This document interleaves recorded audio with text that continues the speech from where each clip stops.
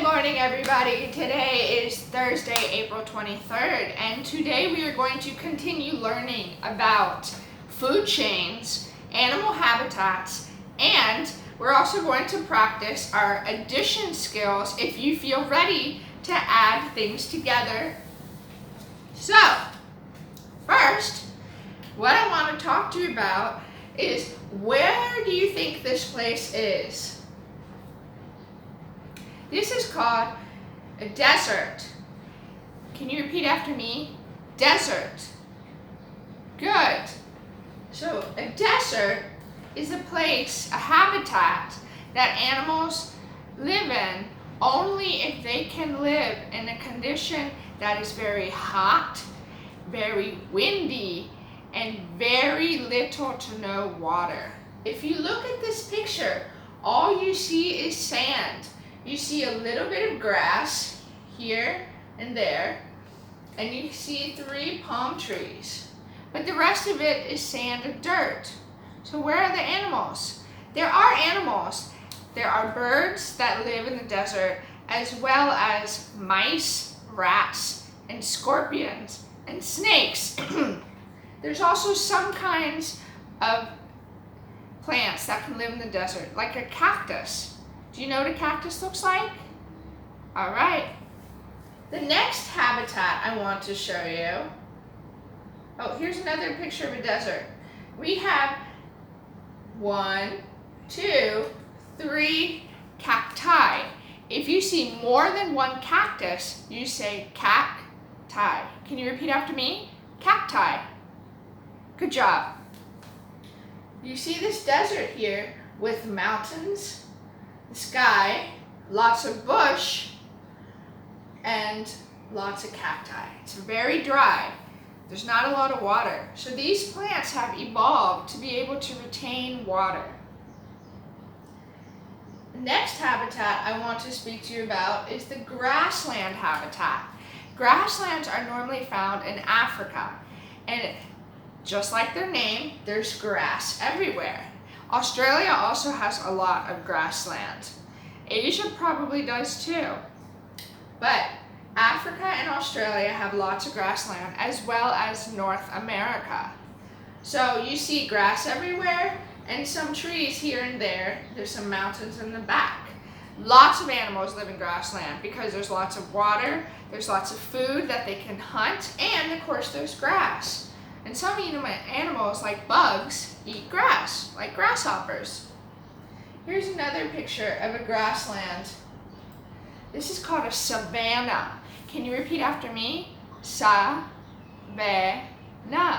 Savanna. Good.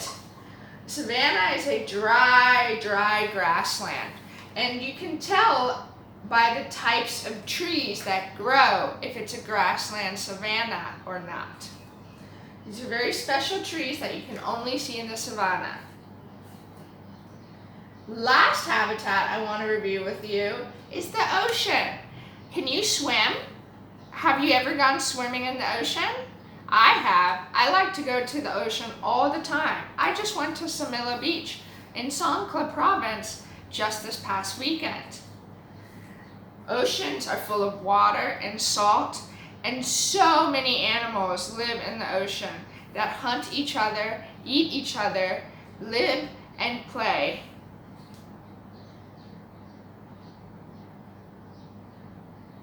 Last picture of the ocean is underwater. Now here you don't really see anything. Where are the fish? Well, maybe they got scared away because there's something big in the water. The person taking the picture. Last thing I want to review real quick is the food chains in the ocean. So yesterday you learned about the food chains, where you start with the producers, and then the consumers, and the herbivores, and the carnivores, and the omnivores. So in the ocean, the food chain exists too, just like it does on land. The sun feeds the phytoplankton, which you can't see. They're microscopic. You need a very special machine to see it, called a microscope, because they're so small. They feed the zooplankton. Have you ever seen shrimp or prawns in the market? And they're gray, and they can be either really small or really big, and then when you cook them, they turn pink. I'm gonna eat some prawns tonight. So zooplankton, the small fish eat the plankton, the mackerel, the bigger fish, eats the small fish, the mahi-mahi eats the mackerel, and then the large shark eats the mahi-mahi.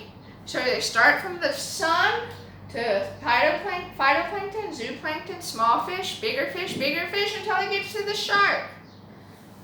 So, do you see how the food chain works? The smaller you are, the more likely you are to get eaten. So, let's move on to review food chain some more. I'm going to ask you some questions. Hopefully you have this printed out at home. If not, that's okay. You can just read along with me. What do humans do to adapt to a habitat? So, first question. A polar bear, do you see the polar bear? Has thick fur and fat to keep it warm in the Arctic. How would you stay warm there? When you are cold, what do you put on your body?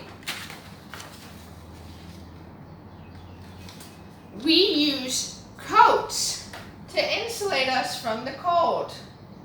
So if you look at this picture of the polar bear, he's got his fur and his fat. Humans, we have to put on a jacket or a coat. Second question. A fish can breathe underwater. How can you breathe underwater? Can you breathe underwater? Are we fish? No. So how can you breathe underwater if you want to go diving deep? You can go snorkeling, or you can use an oxygen tank. You see this tube on the diver's back? And he also has tubes from that big metal tube. It's a canister called an oxygen tank. Goes on the back, and it connects to your mouth through an aspirator, and you can breathe oxygen through your mouth, and you wear goggles over your eyes to see through the water. Another question. A camel stores water in its hump. Technically, it converts water into fat, which is later metabolized when they need water. How can you carry extra water? You carry a water bottle or a bag of water. I have a backpack like this. There's a plastic bag inside this backpack that's connected to a plastic tube, and then you attach it to your strap, and whenever you're thirsty, you drink from it. I also drink from a water bottle. So, even though we don't have humps in our back, we can still carry around water, but we need bottles to do that. What animal is this? Quack, quack. It's a duck. Water rolls right off a duck's feathers. What do you do when it starts raining? How do you keep dry?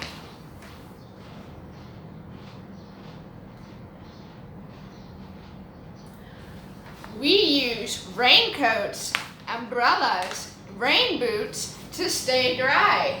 So you see this little girl with her daddy. They're wearing rain jackets and they have umbrellas. Last question.